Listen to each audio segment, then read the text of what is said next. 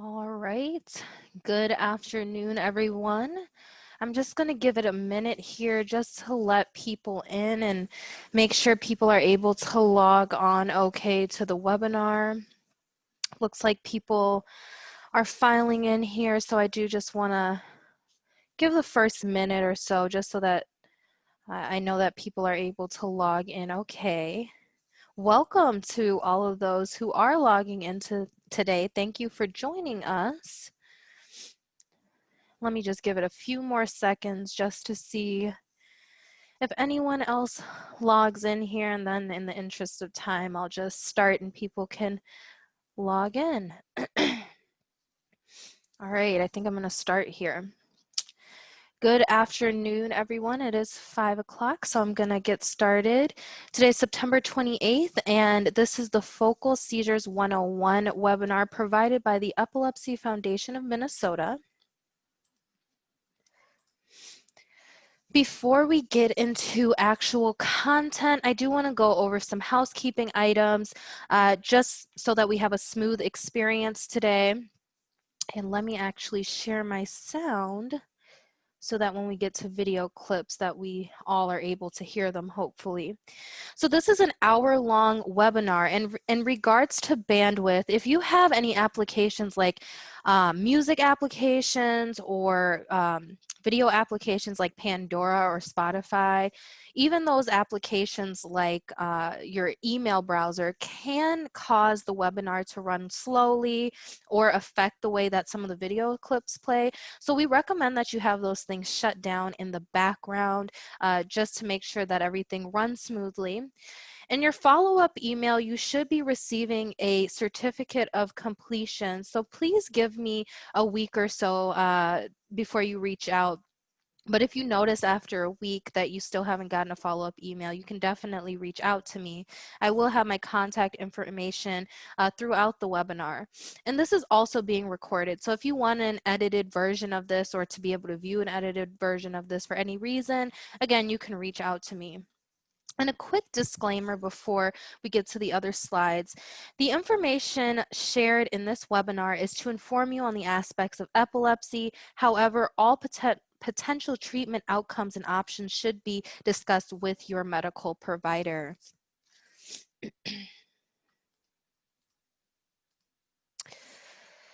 In regards to questions, I will definitely take questions tonight, but we will be taking them at the end. You can put in your questions at any time, so don't feel like you have to wait until the end to put in your questions. We do have somebody monitoring that area, so even though I will be taking questions at the end, we are looking out for them. If for some reason I don't get to your question tonight, maybe we went over time or I had a lot of questions, I'll get that question answered right back to you in that follow-up email. And then we do have that chat function disabled tonight because we want to make sure that people are able to watch the webinar smoothly, and there might be a lot of people on here trying to chat. We don't have any tech capabilities on our end, so if you are having any issues, one thing that I have seen people do is log off and then try to log back into the Zoom webinar. Sometimes that can help. You can put your tech issue in the question and answers area. If it's something small, we might be able to troubleshoot with you. We do have someone monitoring that. But again, we are not tech people, so you may have to just contact Zoom if you are noticing issues with your webinar tonight.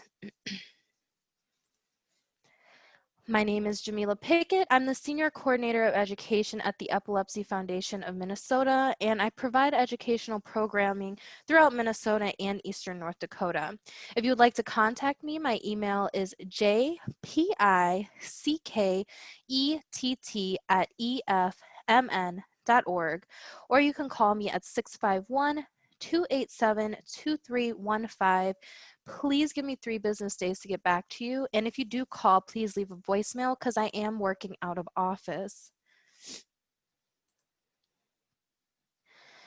Today's objectives are to define epilepsy and seizures. We want to attain an understanding of focal seizures and types, learn appropriate responses, and then we also want to increase the knowledge of available treatment options. All right, so we're gonna go and do our first poll here. So I'm gonna launch our first poll. Okay, so on your screen, you should see the question or the option, choose one that applies. So the first one is, I know what focal seizures are, but I want to learn more. I know a little bit about focal seizures, that's the second one. And then the third one is, I don't know what focal seizures are. So I'm gonna give people a second here to answer that question.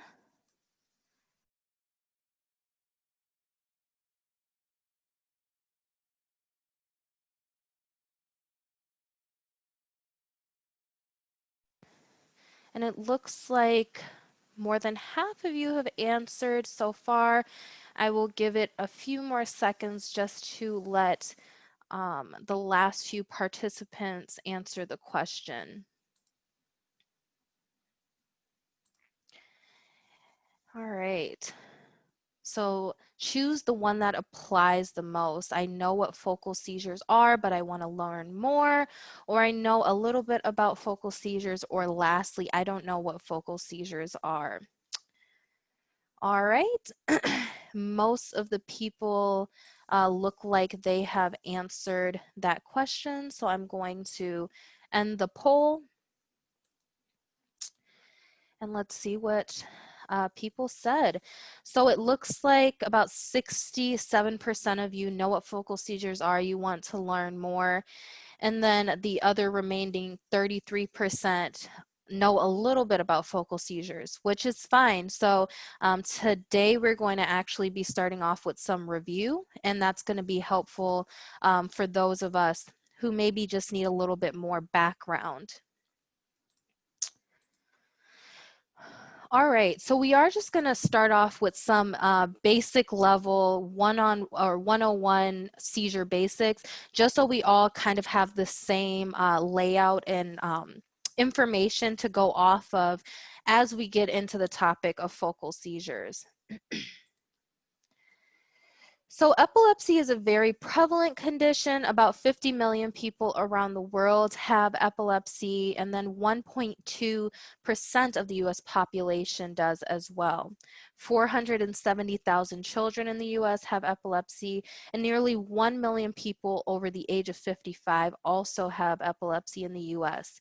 1 in 26 people will develop epilepsy in their lifetime, but there are much more of us that may have a seizure outside of this. So we all have a seizure threshold. Any living organism with a brain has a seizure threshold, and anybody can have a seizure and be pushed past that threshold. So about 1 in 10 of us will have a seizure at some point in our lifetime. So really thinking about those of us that are listening to tonight, 1 in 10 of us either have had a seizure already or may have a seizure at some point in our lifetime. So what is epilepsy? Epilepsy is a neurological condition that causes reoccurring seizures. The key for it to be epilepsy is it does have to come from a person's brain, and it also has to happen more than once in a person's lifetime. Seizures associated with epilepsy are unprovoked, and it also has to do with the electricity in a person's brain, as we can see on the screen here.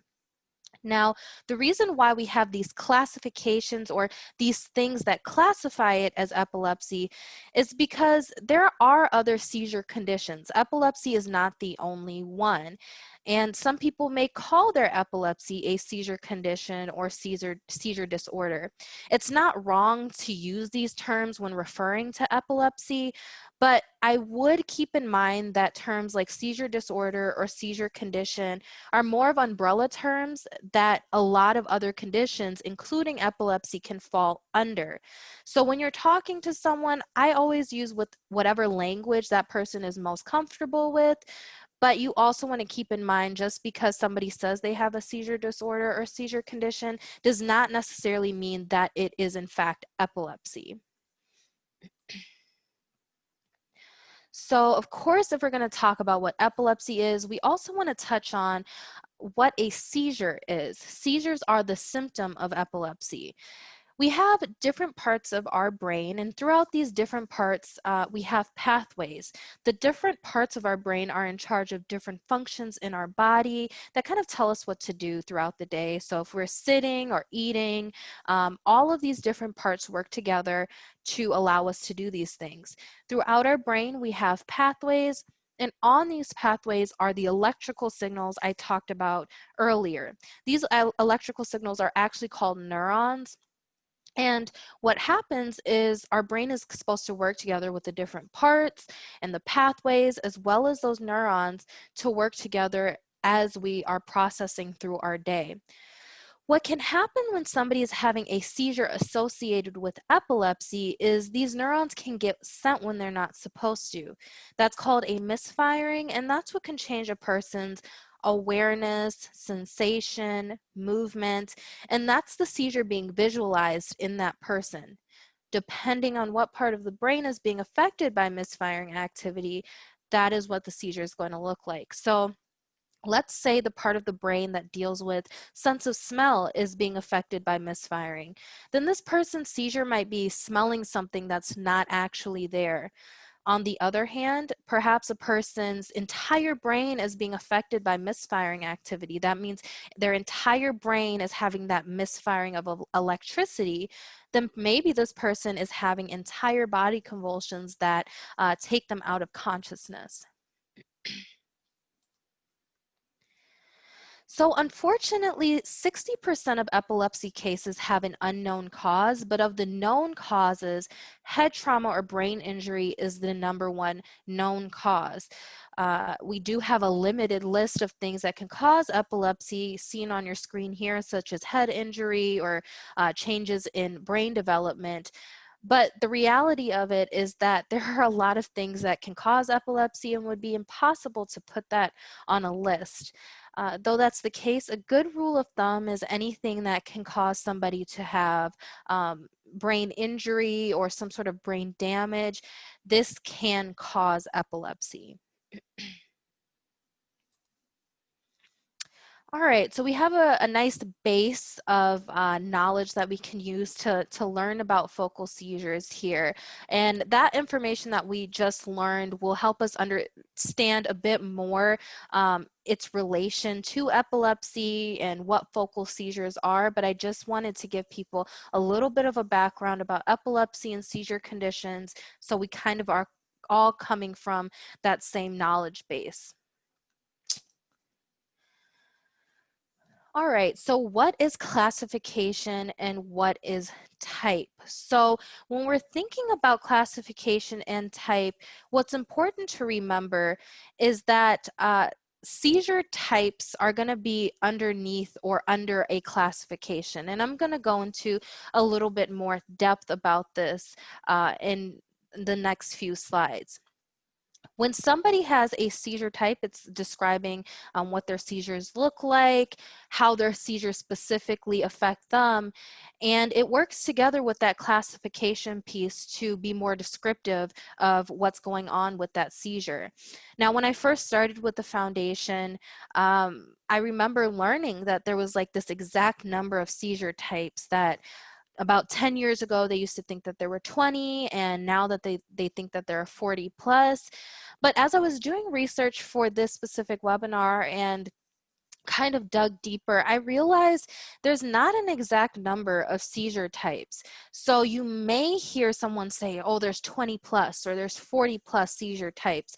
And it wouldn't be necessarily wrong to use that type of language that there's 40 plus seizure types. But the reason why we can't narrow down and say 40 specifically is because there's a lot of gray area and there's a lot of types that we don't know about right now. Perhaps science will change and we'll break some categories up a little bit more or maybe tighten them up a little more. So if you do look for an exact number of seizure types, it might be difficult for you to find because we don't necessarily have that information, and there may not be an exact number of seizure types. Seizure type is partially determined by classification, and that's what relation they have to each other. So that's going to be how they begin in the brain and where in the brain that seizure starts, so the onset.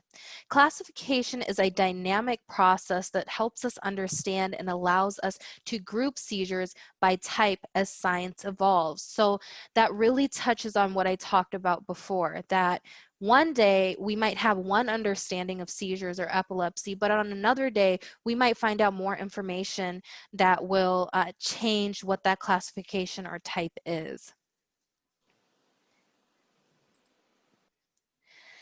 So to dig deeper on seizure type and classification, I have this image. So there are going to be those three basic seizure classifications that we talk about as we go through this PowerPoint.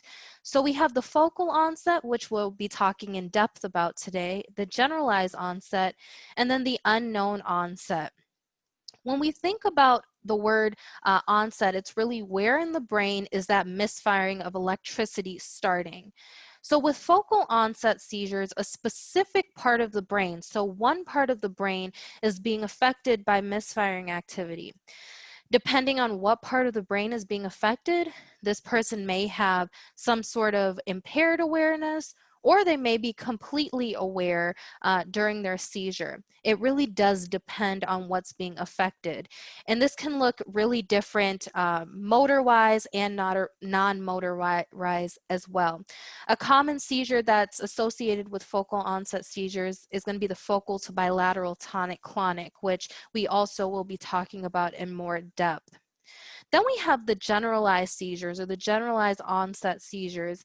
And what that means is the entire brain is being affected by misfiring activity. So the onset affects the entire brain. And that means this person is always going to have some sort of impaired awareness. So this can be looked at as like a motor seizure. So a tonic-clonic seizure is an example, or a non-motor seizure such as an absence seizure. And lastly, we have the unknown onset. And if you're not familiar with seizure types and classifications, then this definitely would be new to you. But even those of us who have knowledge behind classification, this might be a newer area. The unknown onset is very descriptive in its name because it's literally unknown. So it's not that this person isn't having focal or generalized seizures, but it is quite a process to be properly diagnosed with epilepsy. So maybe this person is just not diagnosed yet, and they're in this category.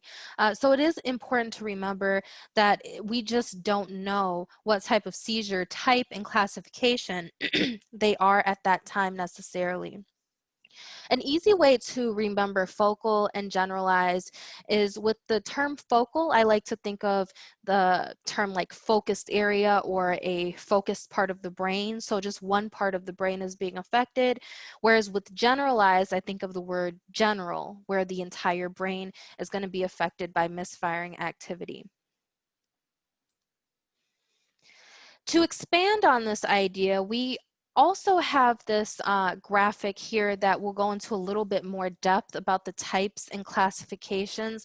I'm going to focus mostly on the focal onset just because we are going to be covering the generalized onset in a different webinar. But as you can see, when this is broken down, we have a lot of other behaviors and a lot of other descriptive words that can describe a focal seizure. So let's say that we know that this person is having focal seizures. There's a focal onset. It's starting in one specific part of the brain. And then we realize that this person is aware. So we know that it's a focal aware seizure. Or perhaps this person's focal seizure is impairing their awareness. So then they would be having a focal impaired awareness seizure. Below that, we see a lot of behaviors that can be associated with either a focal aware or focal impaired awareness seizure that's either going to be associated with a motor onset or a non-motor onset. So for example, someone may be having a focal onset seizure that they have awareness, so it would be a focal aware seizure, and maybe the onset is non-motor, so perhaps it's a sensory seizure, them smelling something that's there or seeing something that's not there, which is actually a common seizure type. Before we move on, I do want to touch on a couple of areas as well here.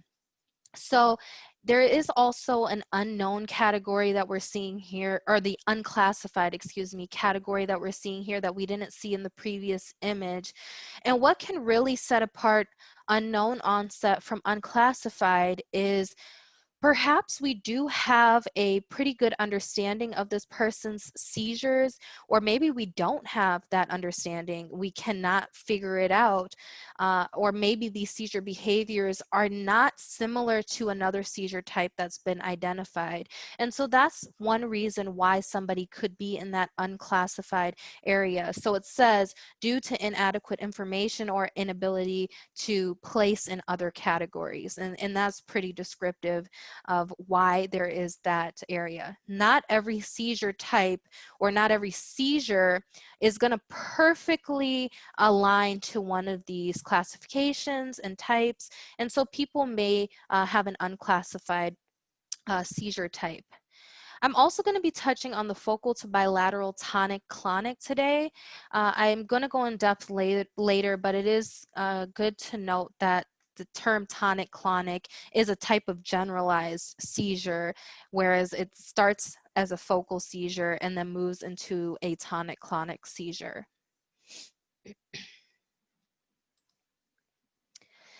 So I did a lot of talking around two graphics, two tables that can be helpful when it's describing different types of seizures, but I also wanted to show an image of what this looks like in the brain as well, because some people just think better this way. So side by side, we have a generalized seizure and a focal seizure. We had old terminology that said partial seizure. Again, we're moving away from old terminology because it's just not descriptive of what's happening in the brain. The term partial means one hemisphere of the brain, which is not necessarily happening. And focal means the focused area, which is more of what's happening when somebody's having this type of seizure. When somebody is having a generalized seizure, as you can see, there's a central focus, but the entire brain is being affected by misfiring activity in this example here. And that's what a generalized seizure will look like in the brain. The entire brain is being affected. Whereas on the other hand, as you can see, a focal seizure is going to be focused in one area, and that's where the seizure activity is really only going to be affecting. It's not going to necessarily always be in this part of the brain. It really depends on the person. So one person might usually have their focal seizures in a completely different area of their brain. And these focal seizures can really determine, depending on what part of the brain is being affected, what this person's seizure is going to look like, and also their level of awareness. So these are just two images to kind of help people visualize what these seizures can look like in the brain. So what are some common symptoms for focal seizures? There may be some motor symptoms, and this can include jerking movements, muscle weakness or twitching. There might be spasms, repeated automatic movements. Some people might have lip smacking or chewing or even running. There may be some non-motor symptoms. This can include changes in sensation or emotion, thinking or cognition. Those autonomic functions such as heat and cold feeling, maybe you feel very warm or very cold. Your heart might be racing, or maybe some abdominal sensations as well. Some people have stomach pains. And a lack of movement as well can be a symptom of a focal seizure. So we've seen a lot of terminology so far, terms like clonic or atonic, and we use these terms in combination with that focal language to be really descriptive. But something to note is that a lot of these terms are just really descriptive medical terms. So as you're seeing these names, you can connect what that medical term means in lay, and then you can understand, okay, so this seizure means that this individual is having a focal seizure and they're aware, and they may have have some isolated limb movements or something of that nature. So they are pretty descriptive. Now, this isn't every single term that you may run into, but these are some common ones to help you kind of understand that meaning. So if you see the term clonic, that often means jerking or maybe convulsive movements. Atonic can mean that a person is limp or weak. Then we have tonic. This person may have stiffening or maybe rigid muscles and movements. Then we may have the myoclonic or myoclonus. This one looks like twitching or maybe isolated limb movements as well. All right, so I'm going to launch another poll here.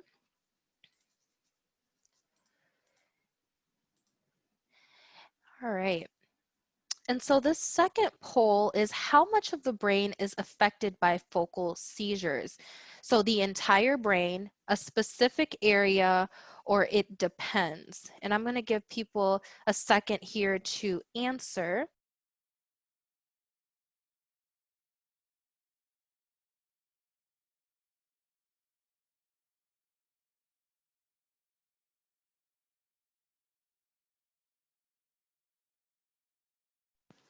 All right, and it looks like there's a few more people that need to answer. So the question is, how much of the brain is affected by a focal seizure? The first option is the entire brain. Second option is a specific area. And then the third one is it depends.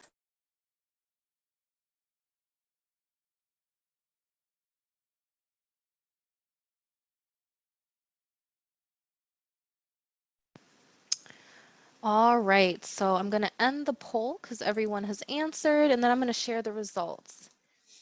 And I am so happy to see that everybody, 100% of people got the answer right. So it's a specific area of the brain. And I'm glad I was able to stress that. And maybe some of you already knew that. So the entire brain would be a generalized seizure, and then a specific area would be a focal seizure. All right.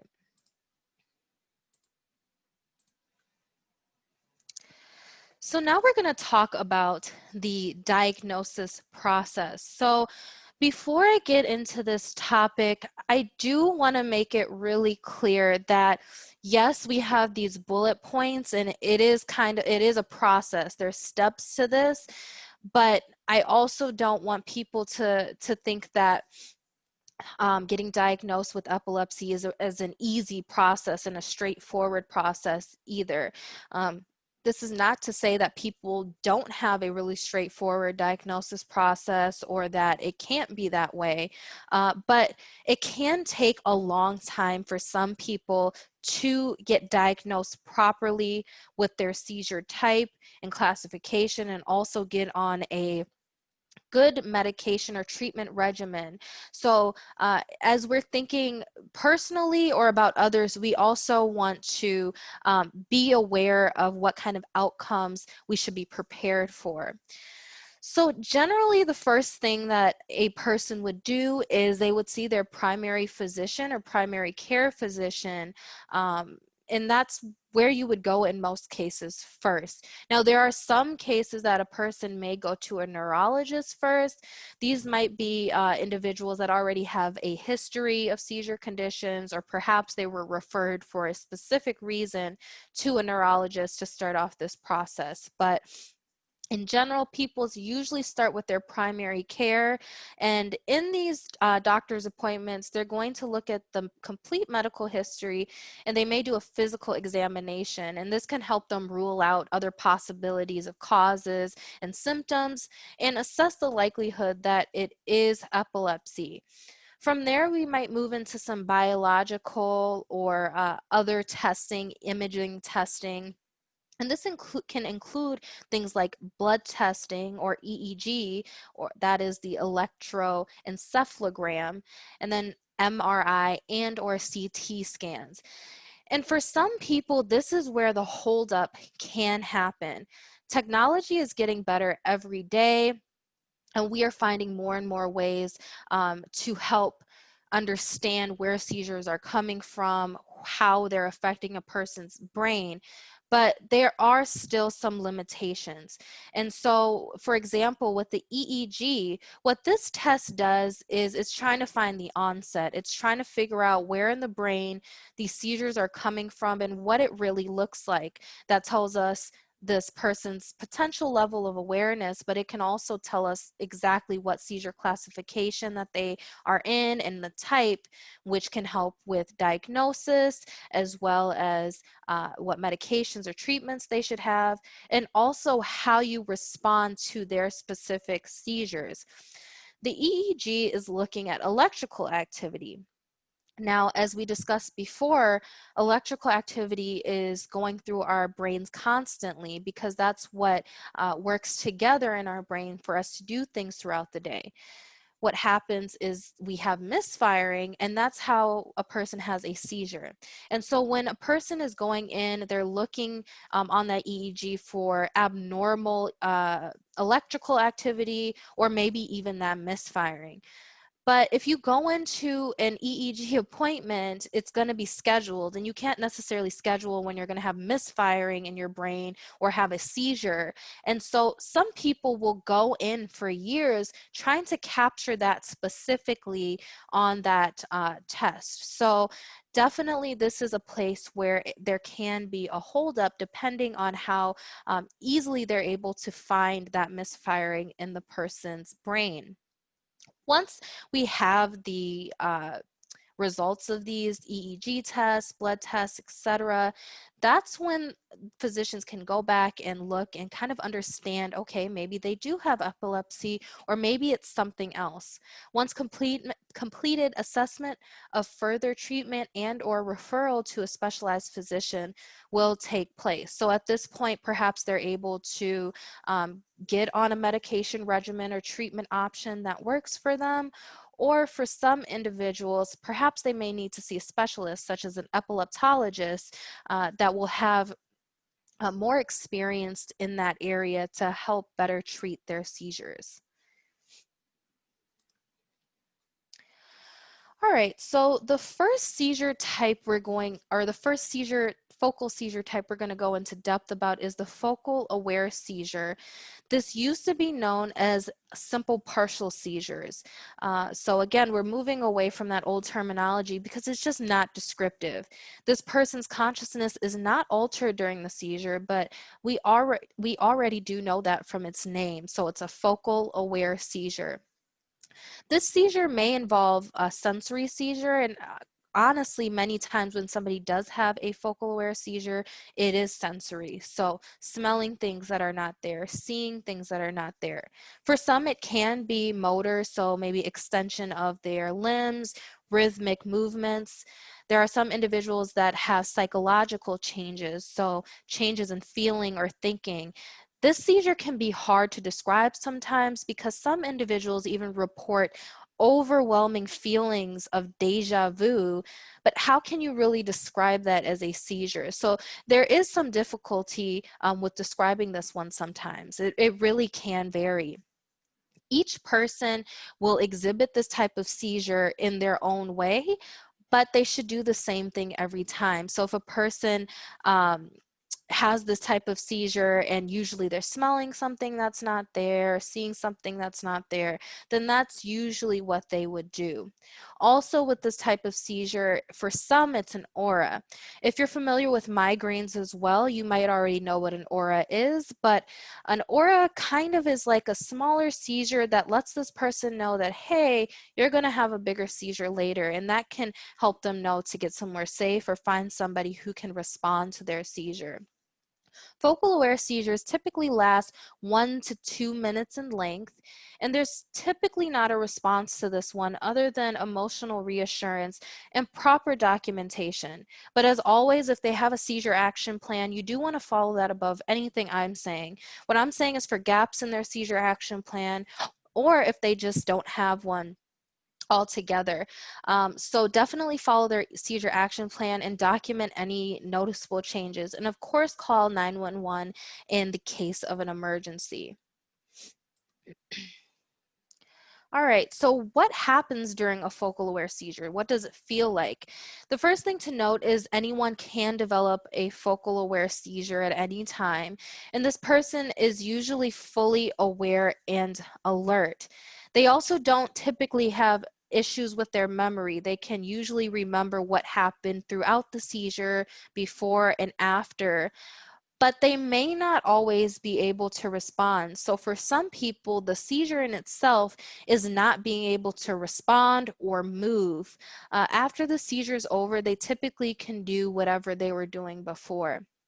I met a woman who said that she used to have seizures all the time, and I can't be for sure that this was a focal aware seizure, but what she described to me sounded very closely to what a focal aware seizure could be. And she was talking about how she tried to hand her daughter to her mother, and all of a sudden she just couldn't let go of her daughter. And her mother was like, hey, why aren't you giving me your daughter? And she verbalized and said, I can't let go. I don't know what's going on. And eventually she was able to move again. But since she did have a history of seizures, I wouldn't be surprised if that is what happened. So they definitely can look different depending on the person. Now we're going to talk about the focal impaired awareness seizure. This one used to be known as complex partial seizure. This person, as the name suggests, is not going to be aware, or they're going to have some sort of altered consciousness. It looks really different depending on the person. The way that this can look is repetitive purposeless movements, blank staring, changes in speech, and this person can become agitated if they are restrained in any way. Each person will do the same behavior every single time they have the seizure, typically, but from person to person, they may do something different. So for one person, they may just sit and stare. Another person may pick at their shirt repeatedly, and another individual maybe will walk back and forth from point A to point B over and over again until the seizure is over. So it does depend. This seizure typically lasts 1 to 3 minutes in length, and this one many times is confused with other behaviors, other conditions, other reasons why this person is acting this way. So it is common for people to mistake it for something else. So the next slide here is actually a clip of somebody having this type of seizure. I'm going to play it for you all once here for us to see what it looks like, and then I'll play it again just so that we can kind of have a clear image of what this seizure can look like in some people.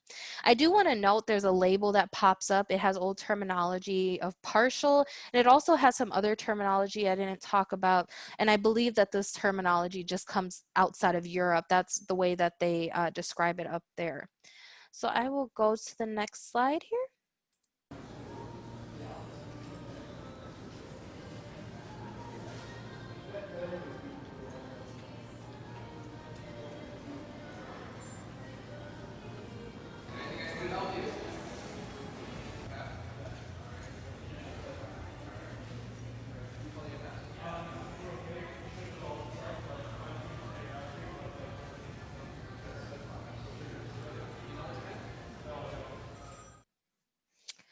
All right, so it looked like, he was walking. It did seem like perhaps his awareness was altered. Maybe it looked like he was preoccupied. A few things of note was he was trembling or shaking a little bit, and you did see some isolated limb movements. But this is definitely behavior that people could mistake for a completely different cause. So definitely when somebody is having a seizure like this, things like calling out their name or calling out to them or just, saying, are you okay? A person who's having the seizure may not be able to respond or even coordinate with that. So that might be a way for you to see, hey, is this person all right? Are they having a seizure, or is there something else going on? So I'll play it one more time here just so that we can see what it may look like.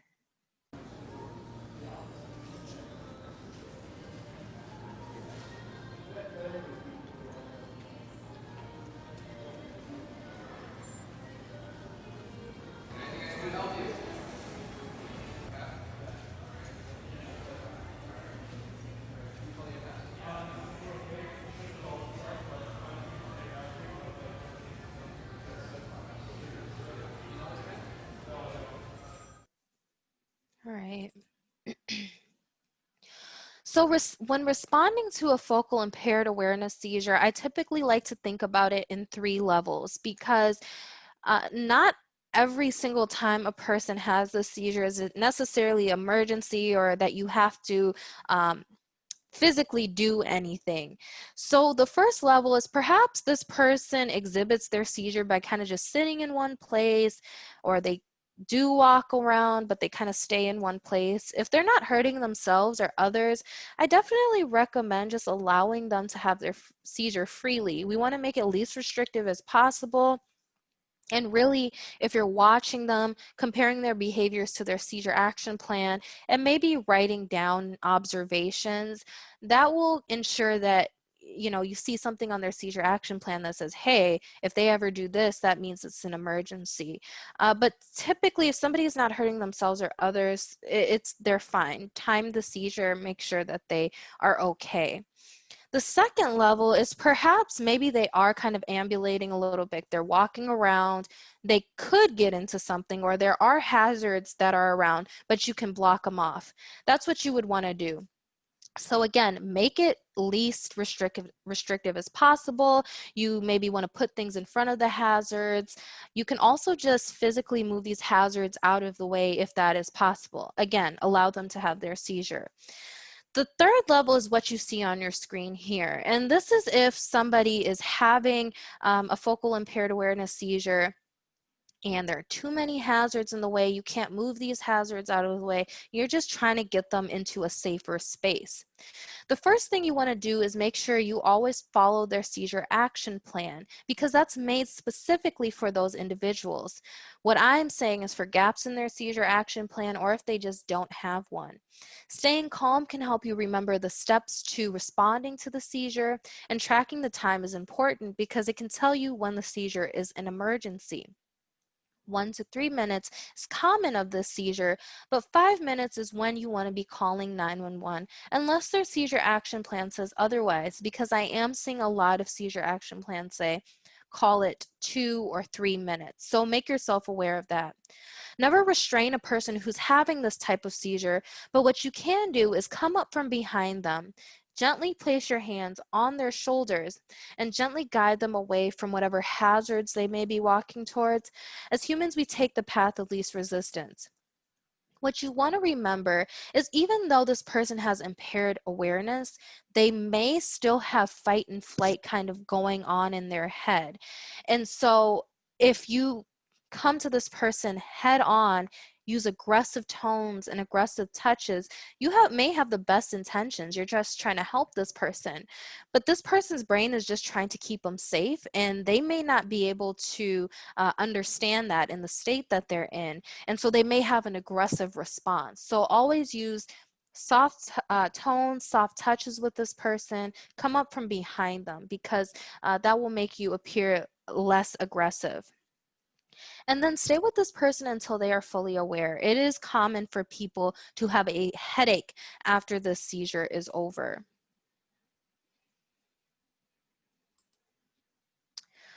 All right, so what happens during a focal impaired awareness seizure? So though a focal impaired awareness seizure can start in any part of the brain, many times it does start in the temporal or frontal lobe. Some people may not even realize that they had a seizure, and you might have to help them with orientation or just remind them of what's going on. Unlike the focal aware seizure, memory may be affected and probably will be affected during a focal impaired awareness seizure. They might not remember the seizure itself, or they might not remember what happened right before or after the seizure happened as well. Some people might look aware during this type of seizure. So they might be walking around, they might be doing things that make them seem like they know what they're doing, but in reality, they don't. For some, they could cry, they might even laugh. Some people might even take off their clothing or walk around. So it is important to understand that yes, this could be a seizure, and this isn't this person necessarily controlling what's happening to them. And this can help with misunderstandings so that people don't have as many. This can also ensure that people are getting the best care possible when they're having a seizure. a few months ago before COVID, and everybody was kind of locked down and in isolation. I was driving in downtown Minneapolis, and this man walked off of the bus and walked straight into traffic. And my first reaction was to be upset. I was angry. I was like, oh my goodness, I could have hit you. And I kind of went upon my day and just went throughout my day. And later on, I realized, hey, this man could have been having a seizure. He could have not been able to control what was happening to him or what was happening around him. So definitely, as we're out in public or around people that we know have seizures, looking out for these types of behaviors and understanding that they could be seizures are definitely important in making sure everyone is safe. Another seizure I would like to talk about that relates to focal seizure is one that we talked about before. So focal to bilateral tonic-clonic seizures.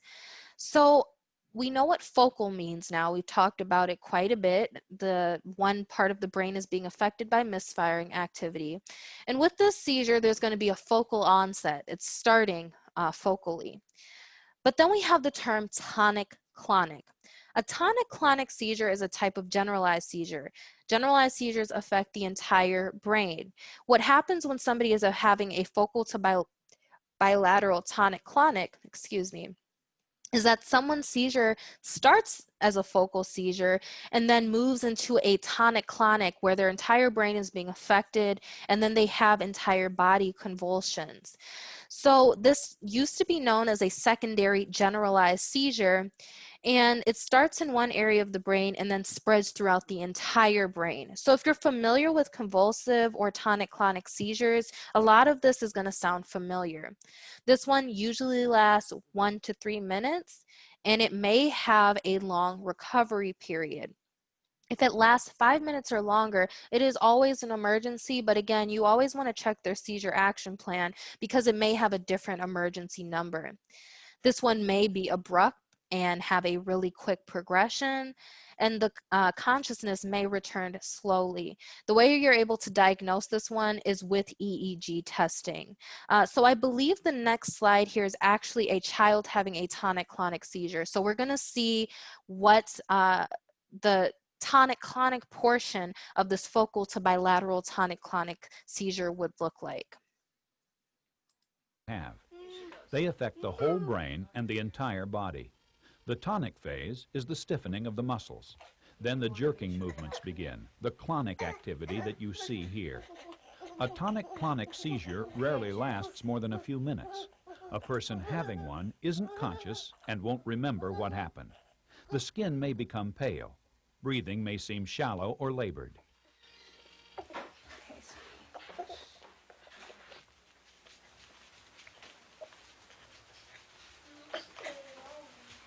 Sometimes a child may lose bladder or bowel control or vomit as the seizure ends. These seizures may look painful or even life-threatening. All right, and it was ending there saying these seizures may look painful or even life-threatening, but it is important to note that we want to make sure we know how to respond. Many times tonic-clonic seizures are not emergencies, and we do not believe that a person can feel pain during these seizures. But even if they can, they can't remember what the seizure felt like. I don't have epilepsy or a seizure condition myself, but I have had seizures before. And I remember when I have had a convulsive seizure that when I woke up, all I remembered was my fingers were very sore, and so was my jaw, but I don't remember the seizure itself. So the way that you would respond if somebody has a tonic-clonic seizure is you want to make sure that you're timing it from the beginning till the end. As I said before, the seizure lasts about 1 to 3 minutes typically, but 5 minutes is when you want to call 911 unless their seizure action plan says otherwise. You also want to turn this person on their side. This allows for any saliva or secretions to freely flow from their mouth, and they will have a free airway so that they can breathe. Never leave a person on their back because that can obstruct their breathing. Another thing you never want to do that they used to teach people to do is put like wallets and spoons and different objects in a person's mouth, that's actually bad medical practice, and we no longer advise that. So please do not put anything in a person's mouth. It can hurt you or the person having the seizure. Third is you want to cushion this person's head. I'm here in the Midwest, so we always have jackets lying around. But even if you don't necessarily have the perfect soft thing, you could use really any soft object like a backpack, the soft part of that.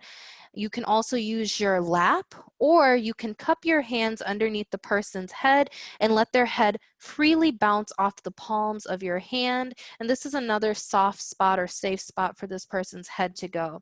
But it's also a less invasive way than using your lap. The reason we want to protect a person's head is because that's where their seizures are coming from, is their brain. And we want to make sure that they are not injuring their brain further and perhaps causing potential damage. The fourth thing is to remove anything that might get in the way of you responding to the seizure. In this example, it's glasses. And lastly, you want to stay with this person until they are fully aware. This person may be very tired or even could have a headache after the seizure, so allow them to rest. And of course, you always want to practice proper documentation and emotional support.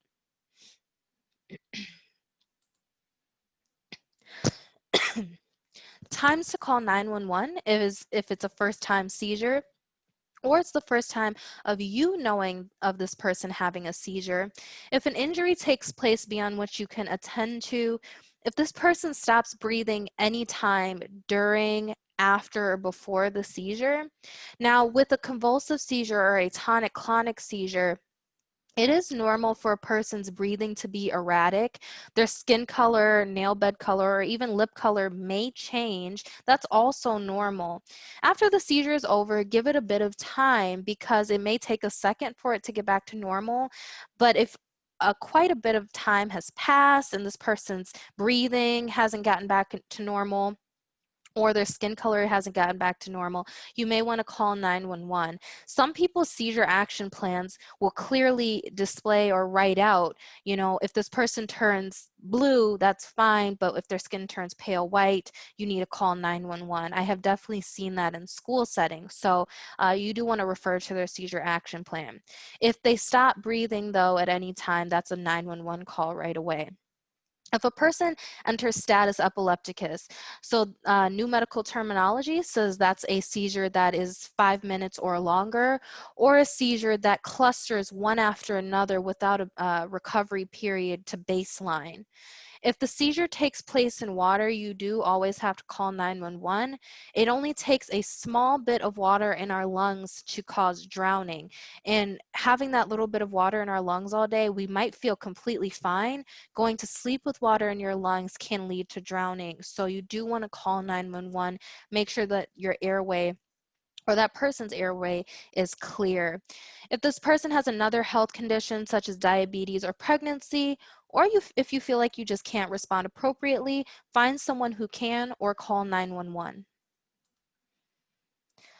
All right, so we really went into depth about classification today and focal seizure specifically, but why does classification matter? There's a lot of reasons why it does. One is that it can aid in communication. We know that there are a lot of different seizure types. And if somebody just says seizure and is talking to someone, their idea of a seizure might be really different than another person's idea of a seizure. So having those words and that medical terminology to be really specific can be helpful.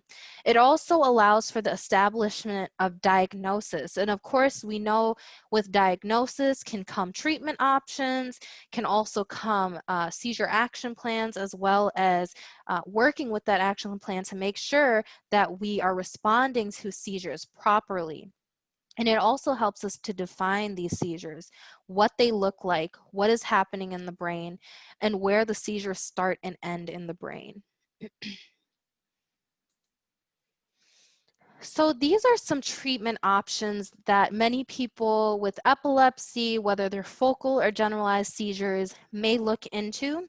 So medication is typically the first area that people tend to look into as far as treatment options. A majority of people with epilepsy are on some sort of medication. Another treatment option is brain surgeries. With focal seizures, there are options where you may be a candidate to have that part of the brain removed that misfiring is happening. But you do need to talk to a physician, of course, to see if you are a candidate for this, because there are a lot of different brain surgeries that a person can get, and that's definitely not the only one that a person with focal seizures can get.